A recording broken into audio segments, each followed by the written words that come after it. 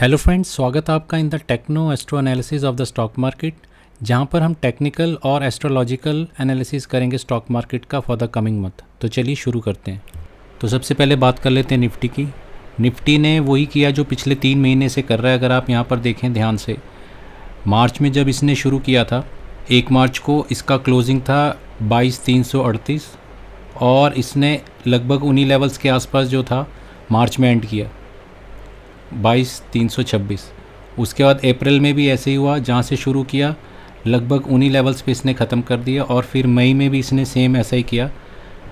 मई में जो इसका क्लोजिंग था 2 मई को, वो था 22,648 और आज जो ये बंद हुआ है 22,530। यहाँ पर ये थोड़ा सा नीचे बंद हुआ है, बट अगर आप देखेंगे हर महीने क्या करता है निफ्टी, जहाँ से शुरू होता है वहाँ से एक नया ऑल टाइम हाई बनाता है, फिर वापस नीचे आता है और उन्हीं लेवल्स के आसपास क्लोज हो जाता है जहाँ पर शुरू होता है, फिर नया ऑल टाइम हाई बनाता है, फिर उन्हीं लेवल्स के आसपास क्लोज हो जाता है। अभी तीसरी बार भी इसने ये किया है कि फिर दोबारा से नया ऑल टाइम हाई बनाने के बाद ये लगभग 100 पॉइंट उसके नीचे क्लोज हो गया। अब इसमें एक बात और है जो समझने वाली, वो है कि अभी इलेक्शंस का रिज़ल्ट आने वाला है 4 को। तो जैसा कि काफ़ी जगह आप देखेंगे सोशल मीडिया पे आ रहा है कि इलेक्शन वाले दिन बहुत बड़ी रैली आएगी या इलेक्शन के बाद बहुत बड़ी रैली आएगी, तो उसको भी तैयार करने के लिए आप देखें कि इनको किसी ना किसी तरह की एक करेक्शन की ज़रूरत है और इस वजह से पिछले 5 दिन से जो है मार्केट गिर रही है। बट अगर आप ओवरऑल स्ट्रक्चर देखेंगे फ़िलहाल, क्योंकि ये डेली चार्ट अगर आप देखेंगे ऑलरेडी 60 से नीचे जो RSI आ चुकी है, तो स्ट्रक्चर फ़िलहाल निफ्टी का वीक है। हालांकि इसमें अभी तक ट्रेंड चेंज नहीं हुआ। निफ्टी में ट्रेंड चेंज हम तब बोलेंगे जब ये 21,700 के नीचे क्लोजिंग देगा।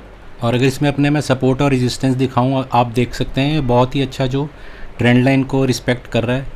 पिछले महीने भी इसने वैसा ही किया था। ये जो ट्रेंड लाइन जा रही है, यहाँ से रेजिस्टेंस लेने के बाद इसने एक अच्छी खासी करेक्शन दी थी और उसके बाद एक नीचे की ट्रेंड लाइन से जो इसने सपोर्ट लिया और फिर दोबारा, अगर आपको याद हो तो ये मैंने अपने टेलीग्राम चैनल में कहा भी था कि ये दोबारा से ट्रेंड लाइन का रेजिस्टेंस ले रहा है और उसने अगले दिन उसको टच करके और फिर आप देखेंगे ये जो नीचे की ट्रेंड लाइन है ब्लू, इसके आसपास फिर दोबारा से इसने एक सपोर्ट लिया। तो निफ्टी अभी जो है एक रेंज के अंदर ही आप बोलेंगे ये ट्रेड कर रहा है, बट हर टाइम ये नया हाई बनाता है और वहाँ से काफ़ी सारे जो बुलिश ट्रेडर्स हैं उनको लगता है कि यहाँ पे बाई करना, और जैसे ही वहाँ से वो बाई करते हैं वहाँ से अच्छा खासा करेक्शन आ जाता है।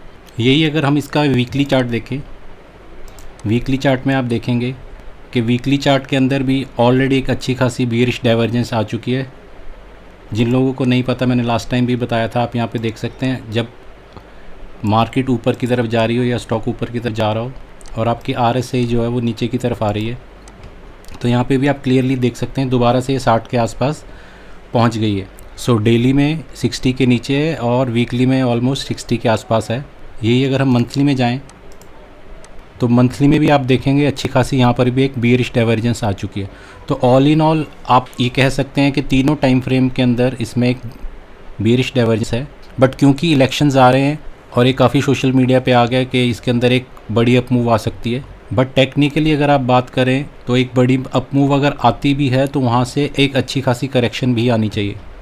तो अभी तो जो चार्ट्स को देखकर ऐसा लग रहा है कि जो इसने अभी पिछला ऑल टाइम हाई बनाया था लगभग 23,038 का, तो उन्हीं लेवल्स के आसपास इसको फर्स्ट रेजिस्टेंस मिलेगी।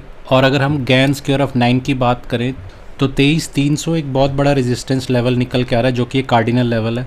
तो अगर मार्केट इन लेवल्स के आसपास आती है इलेक्शन वाले दिन या उसके बाद, तो वो एक बहुत अच्छा लेवल हो सकता है जहां से शॉर्टिंग की पोजीशंस देखी जा सकती है। नेचुरली हम शॉर्टिंग तब करेंगे जब हमारे को उस तरह का एक सेटअप मिलेगा, बट वो एक बहुत अच्छा लेवल होगा जहां पर आपका रिस्क टू रिवॉर्ड काफ़ी अच्छा बनता है। क्योंकि टेक्निकली अगर आप देखें तो तीनों टाइम फ्रेम में एक अच्छी खासी बियरिश डाइवर्जेंस है और जैसा कि मैं पिछले 2-3 वीडियो से कहता आ रहा हूँ, एक हेल्दी करेक्शन अभी भी बाकी है। ये जो करेक्शंस जितनी भी आ रही है निफ्टी में या बैंक निफ्टी में, ये सब रनिंग करेक्शंस हैं और रनिंग करेक्शन थोड़ी देर के लिए तो अच्छी होती हैं, बट जिस तरह मार्केट ऊपर गई है, जितना बड़ा बुल रन आया उस हिसाब से उसकी करेक्शन नहीं आई, तो वो करेक्शन अभी भी ड्यू है। तो जो लोग बियरिश हैं या शॉर्टिंग करना चाहते हैं उनके लिए बहुत बढ़िया है कि अगर वो मार्केट 23,300 के आसपास आती है, वहाँ पर एक पोजीशन बनती है। अगर मार्केट ये लेवल भी निकाल लेती है तो उसके बाद सबसे बड़ा जो लेवल आगे आ रहा है वो है 24,000 का। बीच में कोई ज़्यादा बड़ा इंपॉर्टेंट लेवल नहीं है। तो 23,300 है और उसके बाद 24,000 है, बट 23,300 पर एक चांस लिया जा सकता है।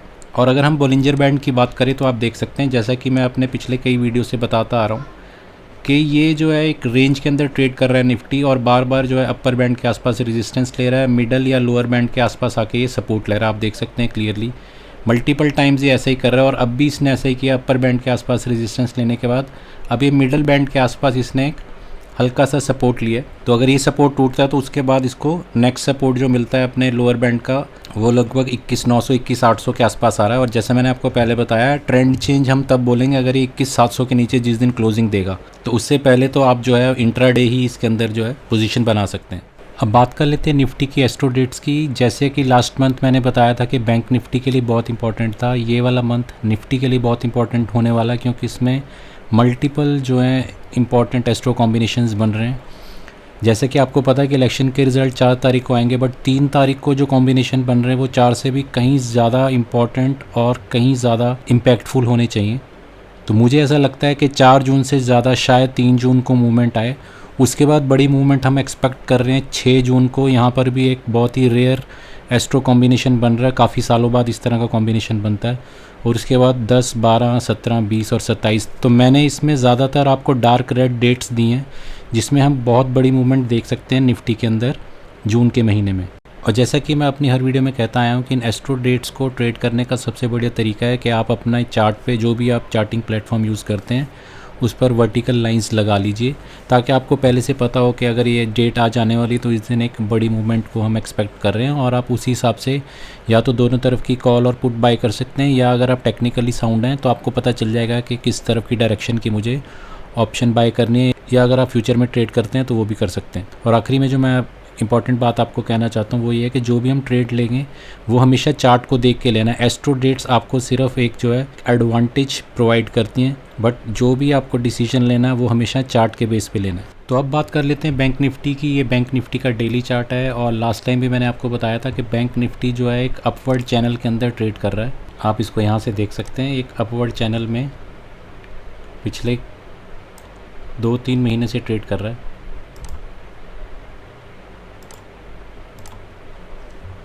तो आप देख सकते हैं बार बार जो है चैनल का रेजिस्टेंस लेता है और फिर चैनल के लोअर एंड पे सपोर्ट लेता है। इसी तरह चल रहा है एक अपवर्ड चैनल के अंदर। और निफ्टी ने 30 अप्रैल को एक अपना ऑल टाइम हाई या लाइफ टाइम हाई बनाया था। उसके बाद से इसने फिर दोबारा से करेक्शन दी, और सेकंड अटैम्प्ट की थी इसने 27 मई को, बट ये अपने ऑल टाइम हाई से थोड़ा शॉर्ट रह गया और वहाँ से फिर दोबारा सेलिंग प्रेशर आ गया। और अभी आप देखेंगे कि जो इसने एक रेजिस्टेंस लिया था 10 अप्रैल को, उन्हीं लेवल्स के आसपास से फिर दोबारा से आज यहाँ पे क्लोज़ हुआ है।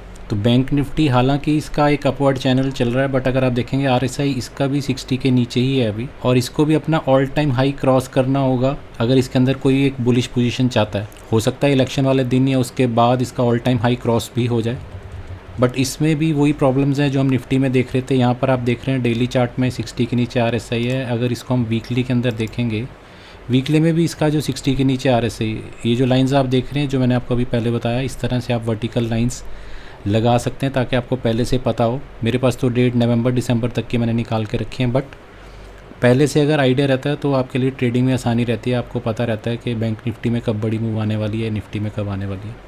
एनी हाउ, तो यहाँ पर हम देखते हैं पहले सेलिंग प्रेशर आया ऑल टाइम हाई के पास, उसके बाद फिर दोबारा ऐसे देखेंगे कि इसने एक स्पिनिंग टॉप कम डोजी जैसा स्ट्रक्चर बना दिया वीकली चार्ट पे भी, जो कि हमारे को इंडिसीजन दिखा रहा है। इलेक्शन में हो सकता है एक बड़ी मूवमेंट ऊपर की तरफ आए, बट स्टिल इसमें भी आप देखेंगे बियरिश डाइवर्जेंस आ रही है, प्राइस ऊपर की तरफ जा रहा है, आरएसआई आपका नीचे वीकली के अंदर भी, डेली में भी। और अगर हम मंथली की बात करें, मंथली में भी आप सिमिलर स्ट्रक्चर देख सकते हैं।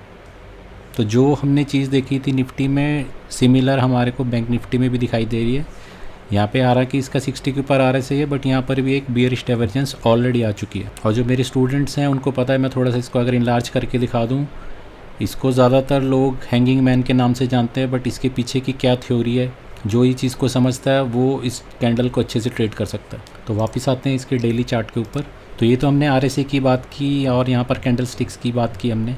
अगर हम इसके रेजिस्टेंस लेवल की बात करें, क्योंकि बैंक निफ्टी और निफ्टी अब अगर ऑल टाइम हाई आगे बनाते हैं तो ये अननोन टेरिटरी है, बट गैन स्क्वायर ऑफ 9 के हिसाब से अगर ये अब ऊपर की तरफ जाते हैं तो इसका सबसे बड़ा रेजिस्टेंस जो पहले कार्डिनल लेवल आ रहा है बैंक निफ्टी के लिए, वो आ रहा है 49,600 का।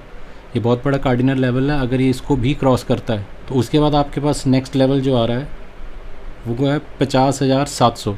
तो जैसा कि मैंने निफ्टी में भी बताया था, तो बैंक निफ्टी के लिए भी बढ़िया, अगर ये 49,600 के आसपास आता है और वहाँ पर अगर कुछ अच्छा सेटअप बनता है तो वहाँ पर शॉर्ट किया जा सकता है। नहीं तो 50,700 भी एक आपके पास बहुत बढ़िया लेवल है। अगर वहाँ पर हमारे को कुछ सेटअप दिखता है जहाँ पर शॉर्टिंग बनती है तो वो काफ़ी अच्छा आपको वहाँ रिस्क टू रिवॉर्ड मिल सकता है शॉर्टिंग के लिए, क्योंकि इसमें भी तीनों टाइम फ्रेम में बियरिश डाइवर्जेंस है और निफ्टी में भी मैं आपको ऑलरेडी बता चुका हूँ एक बियरिश डाइवर्जेंस है। बट जैसे मैंने आपको बताया कि हमेशा सेटअप बनने के बाद ही ट्रेड करना, होप पे ट्रेड नहीं करना। तो यहाँ पे आप देख लीजिए, यहाँ पे एक शूटिंग स्टार जैसा स्ट्रक्चर था, इसकी कहानी जिसको पता हो यहाँ पर क्या हुआ है तो वो जान सकते हैं। यहाँ पर एक सप्लाई क्रिएट हुई, यहाँ पर एक सप्लाई क्रिएट हुई, सेकंड लोअर हाई बनाया। तो अगर ये क्रॉस होता भी है तो हमारे को ये देखना पड़ेगा कि क्या ये 49,600 को क्रॉस कर पाता है या नहीं, और वहाँ अगर हमारे को अच्छा सेटअप मिले तो बहुत बड़ा रिवॉर्ड मिल सकता है। अब हम बात कर लेते हैं बोलिंजर बैंड्स की। तो इसमें भी सेम स्टोरी आप देख सकते हैं जो हमने निफ्टी में देखी थी। अपर बैंड का रेजिस्टेंस, मिडल बैंड के आसपास सपोर्ट या लोअर बैंड के आसपास सपोर्ट। इसने भी निफ्टी की तरह अपर बैंड का रेजिस्टेंस लेके मिडल से सपोर्ट लिया था और अब ये ऊपर की तरफ जा रहा है। तो बहुत अच्छे चांसेस है, क्योंकि अगले 2 दिन अभी छुट्टी है, सैटरडे संडे की, 1 और 2 तारीख जो बनता है जून का, और 3 मैंने आपको बताया कि बहुत ही ज़्यादा इंपॉर्टेंट, क्योंकि लगभग 5 कंजंक्शंस बन रहे हैं उस दिन। एक ही दिन में इतने कंजंक्शंस बनने बहुत रेयर बात होती है, तो काफ़ी बड़ी इस दिन जो है मूवमेंट हम देख सकते हैं मार्केट के अंदर। 4 को भी हैं बट इतने ज़्यादा नहीं है, तो इसीलिए मैं एक्सपेक्ट कर रहा हूँ कि 3 तारीख को जो है काफ़ी अच्छी मूवमेंट देखने को मिल सकती है। और जो 6 तारीख मैंने आपको ऑलरेडी बताई है, 6 तारीख शायद वो तारीख हो सकती है जहाँ से निफ्टी अपना ट्रेंड चेंज करे। बट जैसा मैंने आपको कहा, हमेशा चार्ट को हम देखेंगे। तो ये 2 तारीख जो है मेरे लिए बहुत इंपॉर्टेंट है, 3 और 6। और उसके बाद अगर यहाँ पे भी कुछ हमारे को नहीं मिलता है तो फिर लास्ट में हमारे पास बचती है 20 तारीख। तो हम RSI भी देख सकते हैं, बोलिंजर बैंड भी देख सकते हैं। ये डेली टाइम फ्रेम का था, इसको अगर हम वीकली में देखें, वीकली में आप देखेंगे यहाँ पर भी इसने अपर बैंड के आसपास यहाँ पर रेजिस्टेंस लिया। तो टेक्निकली निफ्टी, बैंक निफ्टी दोनों में ही जो है एक अच्छी करेक्शन की अभी जगह बाकी है। तो अब ये हो सकता है कि 4 तारीख को या 5 तारीख को जो है मूवमेंट जो आनी है मार्केट के अंदर वो आ जाए, और 6 से शायद हम एक ट्रेंड रिवर्सल देख पाएँ। जैसा कि मैंने आपको निफ्टी में बताया था कि 21,700 के नीचे अगर मार्केट क्लोजिंग देती है तब हम बोलेंगे कि उसमें एक ट्रेंड रिवर्स हुआ है। वैसा ही बैंक निफ्टी में अगर 47,000 के नीचे हमें क्लोजिंग मिलती है तब हम वहाँ से कह सकते हैं कि यहाँ पर ट्रेंड चेंज हुआ है और शॉर्टिंग की अच्छी पोजीशंस बन सकती हैं। तो अगर बैंक निफ्टी की एस्ट्रो डेट्स की बात करें तो शुरू की डेट्स तो लगभग निफ्टी बैंक निफ्टी की सेम ही आ रही हैं। इसमें मेन फ़र्क जो आ रहा है बैंक निफ्टी के अंदर वो है कि 17 से 21 का जो वीक है वो बहुत ज़्यादा इंपॉर्टेंट है, जिसमें बैंक निफ्टी में काफ़ी उथल पुथल देखी जा सकती है। और उसके बाद एक और इम्पॉर्टेंट डेट जो आ रही है वो है 25 जून। और हर बार की तरह निफ्टी और बैंक निफ्टी की जो प्रेडिक्शंस हम अपने फ्री टेलीग्राम चैनल में देते हैं वो बहुत ही बढ़िया रही हैं। और आप देख सकते हैं कि जो कई कॉल्स हमने स्टॉक्स की भी दी थी उसमें बहुत ही अच्छा प्रॉफिट हुआ है। तो अगर आप हमारे फ्री टेलीग्राम चैनल से जुड़ना चाहते हैं तो इसका लिंक मैंने अपने डिस्क्रिप्शन बॉक्स में दे रखा है। हमारे टेक्नो एस्ट्रो कोर्स का दूसरा बैच कंप्लीट होने वाला है। 3rd बैच हम मिड जून से शुरू करेंगे। जो लोग भी इसमें इंटरेस्टेड हैं वो मेरे से इन दिए गए नंबर पे या टेलीग्राम पर डायरेक्टली चैट कर सकते हैं। इसकी डिटेल्स मैंने डिस्क्रिप्शन बॉक्स में भी दे रखी हैं। और अगर आप स्टूडेंट्स का रिव्यू जानना चाह रहे हैं तो उसका लिंक भी मैंने डिस्क्रिप्शन बॉक्स में दे रखा है। तो दोस्तों ये था आज का वीडियो। अगर आपको वीडियो पसंद आया तो please like, share and subscribe. Comment section में ज़रूर बताएं कि आपको वीडियो कैसा लगा। जल्दी मिलते हैं एक नए और इंटरेस्टिंग वीडियो के साथ। Thank you.